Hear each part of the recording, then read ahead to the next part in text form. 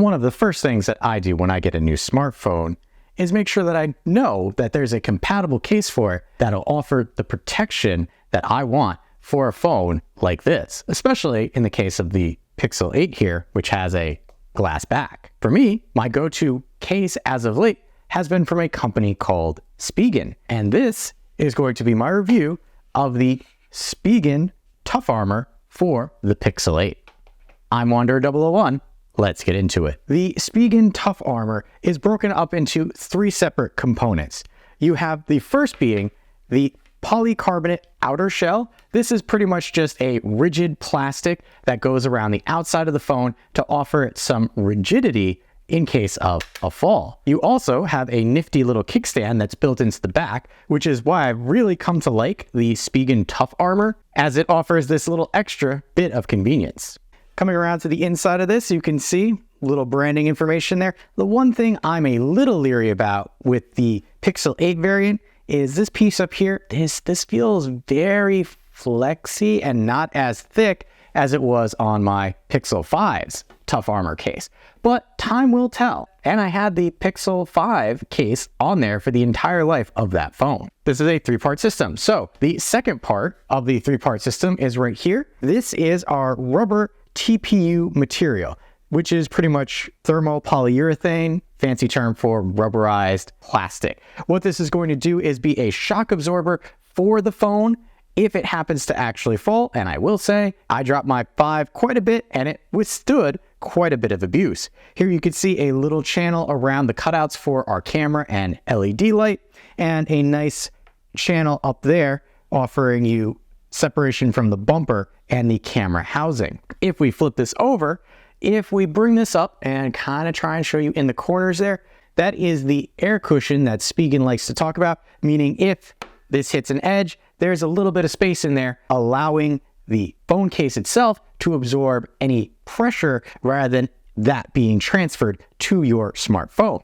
And the last part of this is pretty much built into this rubber here, and that is these foam cutouts. These foam cutouts, again, absorb any shock or vibration that happens because you might have dropped your phone. You can see it's built in all throughout. While we have this off the phone, it's easier to notice that the cutouts over here for the power and volume rockers are not completely covered.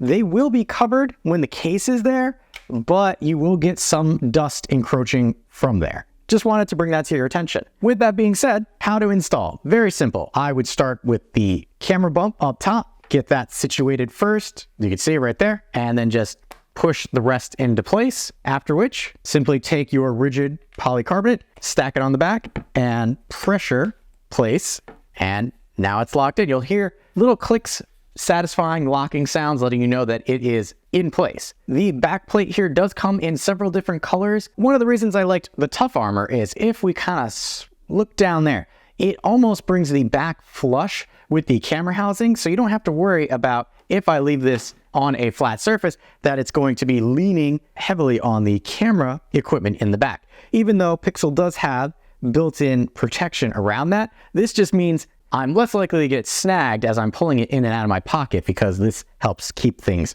flush. Coming over to the side, we did talk a little bit about our power rocker and volume controls. These, again, right behind here, that's cut out. And you can see there's a little gap right there. Nothing terrible, but there will be dust that could get in there. The power button I like. It's textured enough that I know, hey, that's where it is and that's what I'm pressing. The volume up and down, just like I said with my original Tough Armor review for the Pixel 5, I wish that these were designated slightly differently, or there was a larger gap, or that there was some sort of texture in between, because if I'm running my thumb up this, I know where the power button is, but I'm not entirely sure where the plus and the minus is, and that's just something I want you to be aware of. Another thing with this particular case, because of the way that the polycarbonate comes and wraps around the side here, you'll notice that by the power and volume rocker, this actually pulls away kind of easily compared to the other side where this comes up and grips further. I will say it is a minor nuisance until you get used to it. And then, like I said, I had the other version on my Pixel 5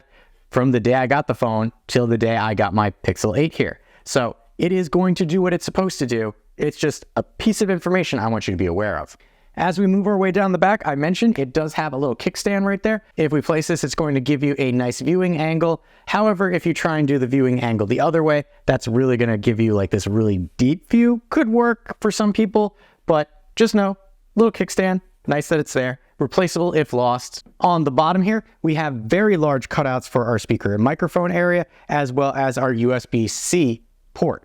I will say there is no port cover. There will be dust that gets in here, so you are going to have to periodically clean out this area. Note the side, large rubber bumpers, so that if your phone accidentally hits in those corners, you'll be perfectly fine. If we bring our phone over to the front, I'm going to kind of show you that from an angle. Hopefully that shows up. But the lip of the case does come up and around the side of the phone just enough that if this happens to land face first, the case is going to take the damage and not the screen itself.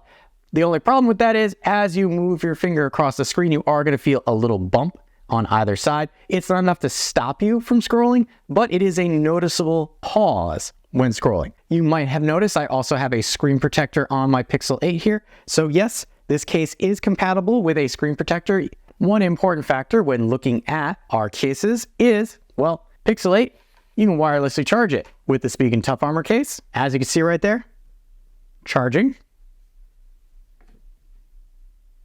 And right there, charging. So you can use your wireless charger with the Tough Armor case. While I will admit the Spigen Tough Armor does make the phone much bulkier than it was out of the box, I want to say that results speak for themselves.